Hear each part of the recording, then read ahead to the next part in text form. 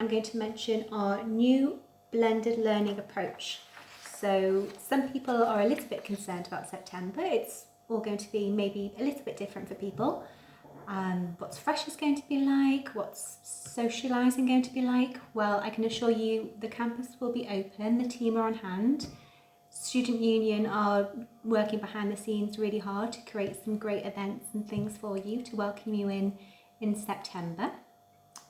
And some of your learning might be online, some of it might be campus-based, but you'll have a great time and it's not going to affect your degree. We're still committed to giving you the best university experience you can, and it's not a case that things won't be as good. It's just new, it's different, and it's our new learning approach, which I'm sure will work out absolutely fine for everybody.